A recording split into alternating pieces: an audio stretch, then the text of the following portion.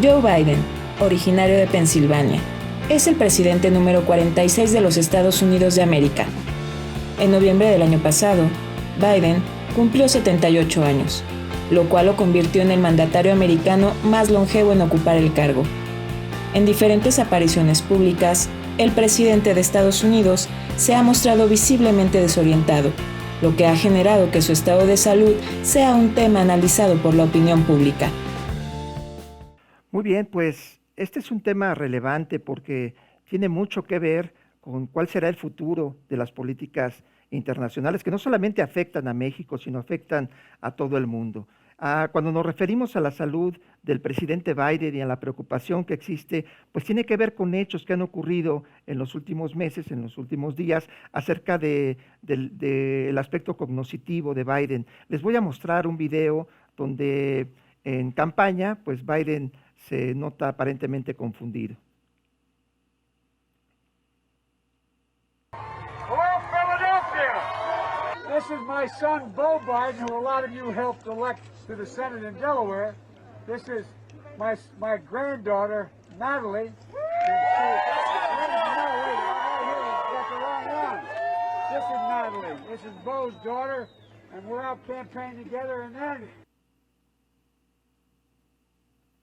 Pues esta no fue la única ocasión que se mostró Biden con este tipo de equivocaciones. Esta muy delicada, pues confunde a su nieta, que se lee ahí que no era su nieta, lo confunde con su hijo muerto.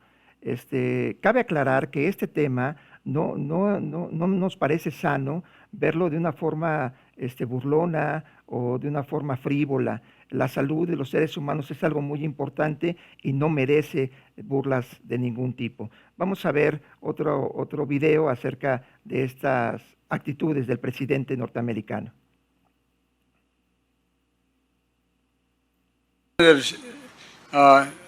Shirley Jackson Lee, Al Green, Sylvia Garcia, Lizzie Pinelli,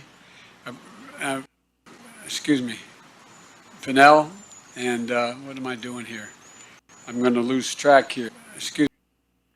Pues se fueron sumando diferentes escenas, diferentes manifestaciones que tuvo el presidente Joe Biden y creo que llegó al clímax cuando en un avión, cuando iba a subir a un avión, se tropezó varias veces y lo que muchos medios estuvieron analizando era de si el presidente se encontraba, la salud del presidente se encontraba de forma adecuada. En esta última semana, pues el hecho más reciente se dio de esta manera. Now we're going to get down to business here, and Ron, who am I turning this over to? Well, thank you very much, Mr. President. I think it's time for the press, our friends in the press to leave, though. Thank you. Mr. President, how are you going to see the images of the children in the border facilities? Are you going to visit the border? Mr. President, Thank you very much. Thank you. Thank you very much. Thanks, guys. Thank you. Thank you. Thank you for having me. Thanks, guys. Thank you very much. Pues si se dan cuenta, pues aquí ya existe también un protocolo. Aquí es muy evidente cómo el equipo de John Biden pues retira a la prensa para que, obviamente, para no seguir documentando este tipo de escenas. Muy bien, pues para hablar sobre este tema, pues la verdad estamos de manteles largos en Revista Latente. Hemos conseguido una entrevista que es muy importante de un personaje, les voy a leer su semblanza. Manuel Soto Trujillo es licenciado en Sociología por la Universidad Nacional Autónoma de México. Cuenta también con la licenciatura en Ciencias Políticas, también por la máxima casa de estudios. Además, estudió la licenciatura en Derecho en la Universidad Autónoma Metropolitana. Realizó estudios de posgrado en Filología sobre lengua y literatura rusa en la extinta Unión Soviética, donde también se perfeccionó en lengua y literatura e historia también de la Unión de Repúblicas Socialistas Soviéticas en el Instituto Alexander Pushkin. En el Colegio de México realizó estudios sobre economía, urbanismo, organización política, impacto de los sismos, planeación y perspectivas futuras. En el Centro de Investigación y Docencia Económica también hizo investigaciones sobre economía política de México. Es también diplomado, por si fuera poco, Es también diplomado en Derecho Parlamentario y Técnica Legislativa por la Universidad Anáhuac del Sur. Entre 1983 y el 89 fue jefe de redacción del Boletín de Información México-URSS, y se desempeñó como secretario general del Instituto de Amistad e Intercambio Cultural entre México y la extinta Unión Soviética. Del año 2000 al 2006 fue asesor legislativo en la Honorable Cámara de Diputados y en la Tercera Asamblea Legislativa del Distrito Federal en México. Actualmente es abogado litigante y es un gusto y un honor tenerlo en Revista Latente. Te agradezco mucho tus palabras. Estamos teniendo un problemita ahí técnico ahorita. Conforme vayamos en la entrevista vamos a tratar de solucionarlos. Voy a pedirle aquí al equipo que nos ayude a solucionarlo. Mientras, Manuel, pues te escuchamos perfectamente. ¿Por qué no nos platicas? Una de las preocupaciones que se tiene en relación con el estado de salud mental del presidente Biden es saber cuáles serían las implicaciones de su conducta y que nos puedan atraer problemas. Y algo que está así como que en el imaginario de todas las personas es saber qué pasa con el botón nuclear. Es un mito, Manuel. ¿Es cierto que el presidente tiene en su poder el control de apretar un botón y detonar una guerra nuclear? Bueno, es evidente que el presidente de los Estados Unidos ya tiene una edad de 78 años y si nos acostumbramos a la energía del anterior presidente, pues encontramos un presidente con una capacidad diferente. Si bien es cierto, se ve que los 78 años con los que cuenta hoy le dan una realidad física, también es cierto que efectivamente en sus manos está el botón nuclear. Pero no solamente en manos de Estados Unidos, está en manos de Rusia, está en manos de todos aquellos países que cuentan con armamento nuclear. Recuerdo, para molestia de los norteamericanos, cuando se descubrió el proyecto Manhattan, que se robaron los secretos de la bomba atómica y que los estuvo en sus manos Stalin, cuando hace la primera prueba nuclear en la extinta Unión Soviética, dicen que comentó: la Tercera Guerra Mundial es probable, pero imposible. ¿Por qué? Porque efectivamente se había llegado a un equilibrio en que cualquiera que detonara el famoso botón nuclear estaba condenado a la humanidad, a la Tierra, a la extinción. Entonces, no creo que se lleguen a esos límites, pero sí, efectivamente, el poseer el botón nuclear siempre ha sido un mecanismo de presión económica. Recordemos que la humanidad se mueve por intereses económicos. Aquí tenemos un presidente, se ha insistido mucho, que es el segundo presidente católico en el gobierno de los Estados Unidos después de John F. Kennedy. Tradicionalmente habían sido las comunidades cristianas, el pensamiento cristiano con su propia lógica y procedimientos, los que habían gobernado los Estados Unidos. Hoy es el segundo presidente católico y evidentemente su forma de analizar la realidad política y social del mundo es diferente. Tradicionalmente el pensamiento católico es un pensamiento eminentemente maniqueísta. No hace poco, el presidente de los Estados Unidos calificó a Vladimirovich Putin como un asesino en una entrevista en donde no queda muy claro cuáles fueron las motivaciones personales que presentó el presidente como para llamarlo un asesino.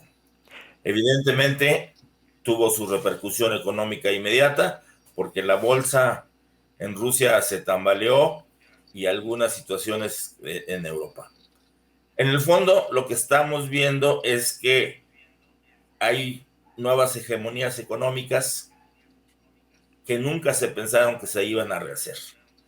Cuando Brzezinski le daba el dinero al señor Karol Wojtyła, mejor conocido como Juan Pablo II, para desestabilizar a todos los países de Europa del Este, a través del Sindicato de Solidaridad, y después vino la caída de la Unión Soviética y el final de la Guerra Fría, los Estados Unidos pensaron que ese dinero había sido bien invertido y que se volverían en el país hegemónico a nivel mundial, sin darse cuenta que la extinta Unión Soviética, hoy Rusia, la Rusia de Putin, tuvo la capacidad de reconstruirse y de reestructurarse de tal suerte que hoy es una potencia, y que además en una combinación, en un convenio, en una necesidad mutua, trabaja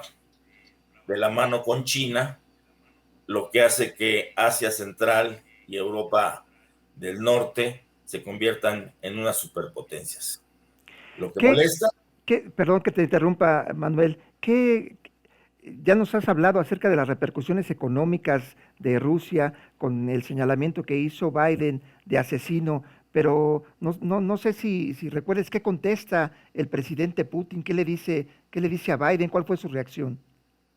Bueno, evidentemente Putin, con el talento que tiene, que eso es innegable y que a muchos líderes occidentales les preocupa, es la capacidad inmediata de respuesta. Finalmente lo reta a un intercambio directo y preciso, y evidentemente yo supongo que los asesores de Biden dijeron que esto no era posible, porque precisamente Biden, con estas características de la salud que ha manifestado en este tiempo reciente después de la toma de posesión, lo iban a tener en desventaja. Ya hemos visto a Putin en todos los foros internacionales responder a las preguntas más acuciosas y más lacerantes de los periodistas occidentales. Entonces, evidentemente, Estados Unidos y su presidente iban a estar en una franca desventaja ante la sagacidad y la inteligencia y el talento de Vladimir Putin.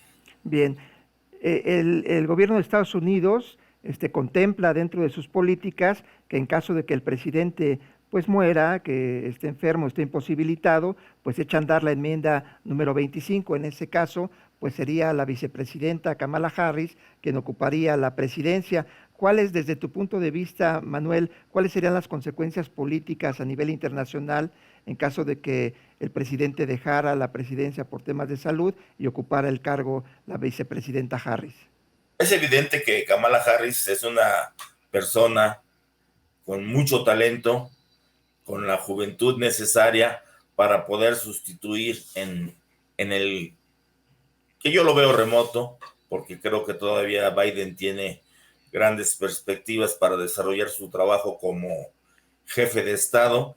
Sería una excelente respuesta. Yo creo que esa fuerza que le faltaba, ese talento que le faltaba a Biden, porque es un político tradicional.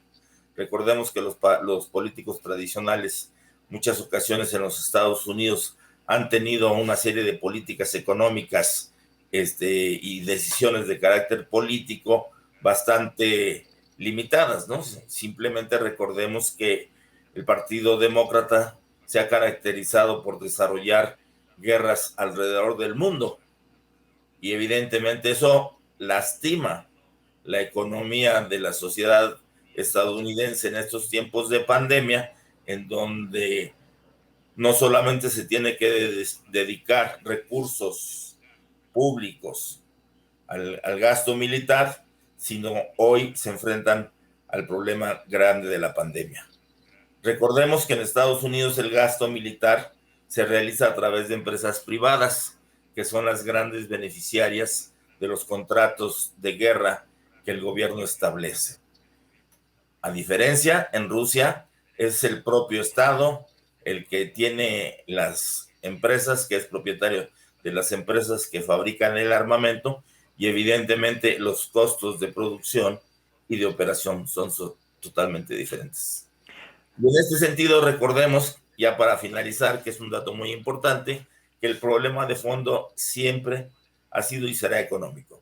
Tenemos el famoso conducto del gas natural que se está haciendo, del gran ducto que se está haciendo para abastecer de gas a Alemania, y evidentemente el famoso Nord Stream, y Estados Unidos pues evidentemente quisiera que no se construyera, que no se terminara, para que pudiera vender su gas a la comunidad europea. Sin embargo, la señora Merkel, en una política muy adecuada y muy consonante con los intereses de los europeos, pues evidentemente necesita tener una excelente relación con un país que no solamente es el más grande en términos de extensión territorial, sino que tiene los mejores recursos naturales, y que tiene una ciencia, por ejemplo, la cosmonáutica, que hasta ahorita nadie lo ha superado. China va también haciendo sus grandes avances. Entonces hay una situación de desventaja respecto de la economía estadounidense en su injerencia y en su influencia con los europeos, ¿no?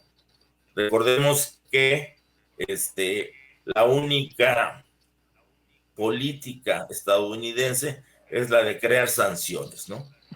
Pero llegará el momento que las sanciones dejarán de ser lo suficientemente eficientes, porque serán superiores al interés material de los países que están involucrados, en donde no les va a importar. El dólar americano está muy débil y por lo tanto tienen una economía sobreendeudada que le puede generar un gran déficit y dolor de cabeza a toda la sociedad norteamericana.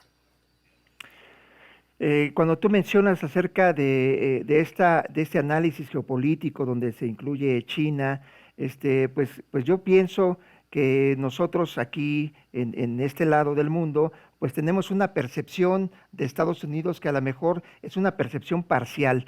Yo quisiera preguntarte, tú que eres experto en la cultura rusa, Manuel, ¿cómo percibe este problema? ¿Cómo percibe Rusia, los habitantes de a pie? ¿Cómo perciben el tema de Estados Unidos en relación con el mundo?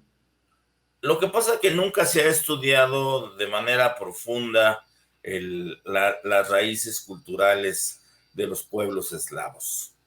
El pueblo eslavo se ha caracterizado siempre por tener una unidad, un amor profundo por la tierra, por la patria, por la familia, incluso por el Estado. Vemos desde la creación del Imperio Ruso con Iván el Terrible, hasta lo que han denominado al zar Putin en estos días, aunque el presidente constitucional, pues es evidentemente que hay un amor profundo y una cultura propia que durante más de 1000 años se ha venido desarrollando. Es una cosa que Occidente nunca ha visto, porque los Estados Unidos es un país de inmigrantes. Rusia es un país que ha sabido conciliar el espíritu eslavo con los espíritus de las demás culturas. Recordemos que no obstante de los grandes intereses que en su momento fueron Genghis Khan, fueron los tártaro-mongoles, fue Napoleón Bonaparte, fueron la Primera y la Segunda Guerra Mundial, que lo que esperaban era destruir el Imperio Ruso y quedarse con sus recursos. Jamás lo pudieron hacer. El tema económico, que tiene mucho que ver con lo que tú nos estás enseñando, tiene mucho que ver con los energéticos. ¿Qué tendríamos que aprender nosotros en México como país? ¿Qué tendríamos que aprenderle a Rusia? A desarrollar el campo energético, a desarrollar nuestras propias industrias. Recordemos que es impresionante que después de 100 años y 200 o 300 marcas de vehículos que recorren en nuestro país o modelos, no tengamos ninguna armadora de vehículos. Los soviéticos, los rusos, crearon su propia marca. La bestia del presidente de los Estados Unidos es un coche de manufactura privada. El coche de seguridad del presidente de Rusia es un coche hecho por ellos mismos. Entonces, las diferencias son muy importantes, o sea, ellos buscan desarrollar su industria, no obstante que tenemos que partir de que México es un paraíso en términos de sus microclimas y sus capacidades de recursos naturales respecto de Rusia. Recordemos que ellos tienen 10 meses de invierno y tienen muy poco tiempo para sembrar, sin embargo son capaces de abastecer ahorita el mercado mundial de trigo, y eso que ya no cuentan con el granero de Ucrania, que antes era parte del granero del Imperio Ruso. Entonces, finalmente, pues hay que tener un sentimiento nacionalista para desarrollar su propia economía con sus propias capacidades que no hemos sabido desarrollar nosotros. Pues es muy interesante esto que nos dices acerca de cómo podemos aprovechar nuestros recursos naturales. Como bien dices, México está, por su situación geográfica, por la riqueza natural que tiene en su tierra, pues podríamos hacerlo. Estados Unidos está atravesando por graves problemas. No solamente la salud del presidente Biden es algo que preocupa a los estadounidenses y por ende a los países que dependemos económicamente de esta potencia mundial. Sin embargo, hemos visto que está atravesando por graves problemas que podrían ser el inicio de la caída del imperio norteamericano. ¿Consideras próxima la caída del imperio norteamericano, Manuel? Evidentemente, las contradicciones, las crisis, la gran deuda pública que se tiene, la máquina de hacer dólares que está a punto de colapsarse porque ya no hay capacidad para recibir más dólares. Si Estados Unidos no modifica esas políticas económicas que en otro tiempo le dieron éxito, definitivamente estamos ante el peligro de que la economía de la llamada primer nación del mundo se colapse.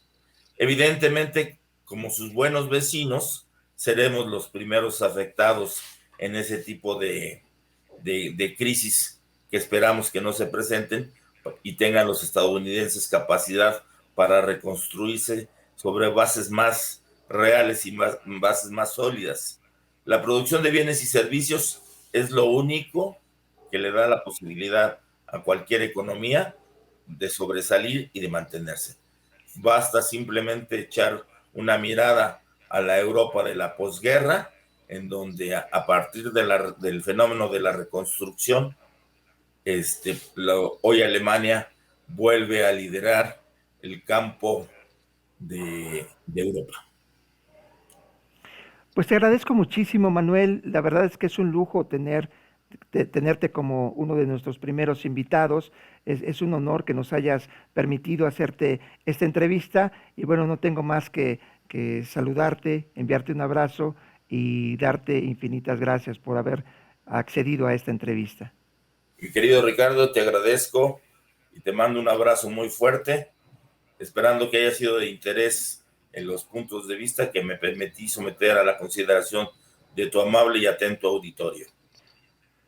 Sin duda que sí, Manuel, y quisiera hacer, pues abusando un poco, pues igual te voy a estar buscando para que nos puedas regalar quizá algunas cápsulas acerca de diferentes temas que estoy seguro van a dar mucho enriquecimiento a este programa y sobre todo que también van a ser de utilidad para nuestra audiencia. Muchas gracias, Manuel, te mando un abrazo.